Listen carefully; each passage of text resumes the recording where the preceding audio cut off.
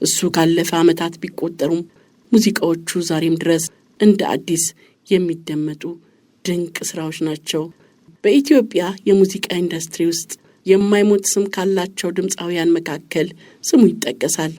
አንጋፋው ድምፃዊ ታምራት ሞላ ታምሜተኝቼ ትናንትና ህልሜ መተሽብኝ አይኔ ፍቅራሃተት በሀገር ፍቅር ቲያትር ቤት ለረጅም ጊዜ በድምፃዊነት ያገለገለው አርቲስት ታምራት ሞላ በ1936 ዓ.ም ከአባቱ ከፊት አውራሪ ሞላ ዘለለውና ከእናቱ ከወይዘሮ አበራሽ የኔነ በጎንደር ከተማ ተወለደ። በ1953 ዓ.ም የ17 ዓመት ጎረምሳ ሲሆን ከጎንደር ወደ አዲስ አበባ ከአጎቱ ጋር በመምጣት በክቡር ዘበኛ የልጅ ወታደር በመሆን የሙዚቃውን ዓለም ጉዞውን አሃዱ ብሎ ጀመረ። በ1955 ዓ.ም አብዛኛውን የሙዚቃ ህይወቱን ያሳለፈበትን የምድር ጦር ሰራዊትን የተቀላቀለው አርቲስት ታምራት ሞላ ትግላችን በሚል ቲያትር በመሪ ተዋናይነት ለህዝብ አቅርቧል። ከ50 ዓመታት በላይ ባስቆጠረው የሙዚቃ ህይወቱ ከአድማጭ ጆሮ የማይጠፉና የማይረሱ ሙዚቃዎችን ተጫውቷል።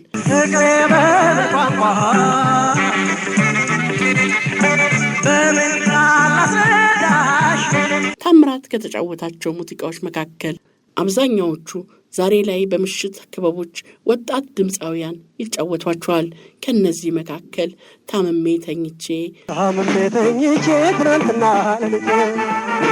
ህልሜ መተሽብኝ አይኔ ፍቅራሃተት፣ ስንዋደድ፣ የሾላ ፍሬነሽ፣ በምን ቃል ላስረዳሽ፣ ማን ነበረ ቆንጆ እና ሌሎችም ይጠቀሳሉ።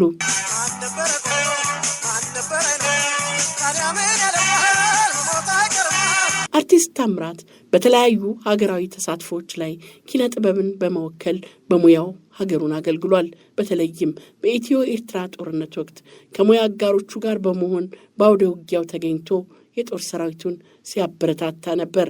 አርቲስት ታምራት ሞላ ከተጫወታቸውና በህዝብ ዘንድ ከፍተኛ ተወዳጅነት ካገኙት ሙዚቃዎቹ መካከል ታምሜ ተኝቼ የተሰኘው ሙዚቃ ለየት ይላል። ታምሜ ተኝቼ ትላንትና ሌሊት በልሜ መተሽብኝ አይኔ ሲንከራተት፣ ታምሜ ተኝቼ ትላንትና ሌሊት በልሜ መተሽብኝ አይኔ ሲንከራተት። በቅንብሩ እጅግ የላቀውና ከዝነኛው የሮሃ ባንድ ጋር በመሆን የተጫወተው ፍቅሬ በምን ቋንቋም እንዲሁ ሌላኛው ተወዳጅ ሙዚቃው ነው። ይህ ዘፈን የወጣው በደርግ ዘመን በ1977 ዓ.ም በሀገራችን በደረሰው የድርቅ አደጋ ለተጎዱ ወገኖች ገቢ ማሰባሰቢያ እንዲሆን ተብሎ በተሰራው የብሩህ ተስፋ እሸት የሚል ርዕስ በተሰጠው አልበም ውስጥ ከሌሎች ታላላቅ ድምፃውያን ሙዚቃ ጋር በጋራ በመሆን ነበር። ፍቅሬ በምን ቋንቋ በምን ቃል ላስረዳሽ፣ አብሮሽ ኗሪው ልቤ አንቺን እንዳልከዳሽ እያለ በዚያ ልብን በሚሰረስር ዜማ ሲጫወተው ስሜቱ የማይነካ ሰው የለም። ፍቅሬ በምን ቋንቋ በምን ቃል ላስረዳሽ። አንዳንድ የታምራት ሙዚቃዎች ደግሞ መሰረታዊ የህይወት ሀቅን የሚያስታውሱ ናቸው። በእርግጥም ወርቃማ ሙዚቀኛ የሆነው በእነዚህ ዜማዎቹ ነው። ለዚህ ጥሩ ማሳያ ስንዋደድ የተሰኘ ዜማው ነው። ስብከት የሚመስለው መሰረታዊ የህይወት ሀቅ በቆንጆ ሙዚቃ ለህዝብ ጆሮ አድርሷል።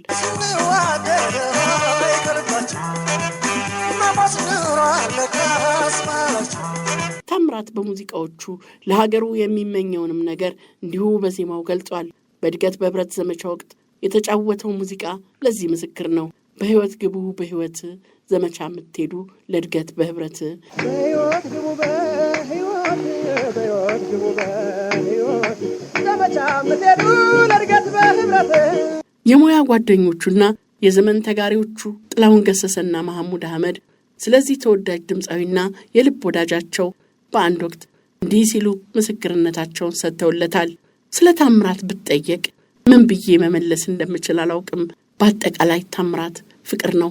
እንደማስታውሰው ታምራትና አለማየሁ እሸቴ የ1954 ዓ.ም የክቡር ዘበኛ ቅጥረኞች ናቸው።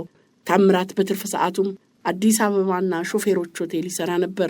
ሁላችንም አሪዞና ክለብ እንሰራ ነበር። በዚህ ወቅት አንድ የመንግስት ሰራተኛ የሆነ ሰው ሌላ ቦታ መስራት ስለማይችል በጣም እየተሳቀቅን እርስ በርሳችን በመሸፋፈን ነበር የምንሰራው። እሱ ሲያዝ እኔ ስሰራ፣ እኔ ሲያዝ እሱ ሲሰራ ብዙ ነገር አሳልፈናል። እኔና ታምራት አብረን ብዙ ክፉና ደግ ቀኖችን አሳልፈናል። መጠጥ የሚባል እንኳን አያውቅም። የእሱ መጠጥ ውሃ ብቻ ነው። ይቅርታ አድርጉልኝና እኔ ብቻዬን በጣም ብዙ ጠጣ ነበር። እንዲህ ያለ ጥንቃቄ የሚወስድ ሰው ያመዋል ብዬ አላስብም ነበር። ታምራት ለእኔ ልጄም ወንድሜም ጓደኛዬም ነው። ይሄ ብቻ ነው ብዬ ሚዛን ላይ ማስቀመጥ አልችልም። እሱ ለእኔ ብዙ ነገር ነው ብሎታል ተወዳጁ ድምፃዊ ጥላሁን ገሰሰ።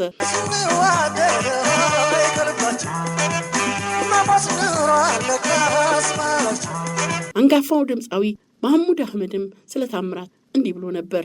ስለ ታምራት መናገር ቢከብድም እኔ መቼም ሁላችሁም እንደሰማችሁትና በታሪክም እንደምታውቁት አሪዞና ክለብ ውስጥ ወጥ ቤት ሰራ ነበር። በ1954 ዓመተ ምህረት ነው አባታችን ወንድማችን የጉሮሮ መክፈቻችን አምባሳደራችን የሆነው ጥላሁን ገሰሰን ጨምሮ ታምራት ሞላ፣ አባይ በለጠ፣ እሳቱ ተሰማ፣ ተፈራ ካሳ፣ አሰፋ ሚካኤልና የመሳሰሉት በመሆን እየመጡ የሚጫወቱበት ወቅት ነው የተዋወቅ ነው። በኋላም ክቡር ዘበኛ በምንቀጠርበት ወቅት በእነ ታምራትና በሌሎቹም ዘፋኞች ስራ በመዝፈን ነበር ያለፍኩት። ከዛን ጊዜ ጀምሮ ይኸው እስከ ዛሬ ወዳጆች ሆነናል። ታምራት በጣም ጠንካራ ሰው ነው፣ መካሪ፣ እስኪ እንነጋገር የሚል ሰው አክባሪ ነው። ሌላው ይቅርና እርስ በርሳችንም ብንሰዳደብና ብንኮራረፍ ገበናችን ግን ወደ ውጭ አይወጣም።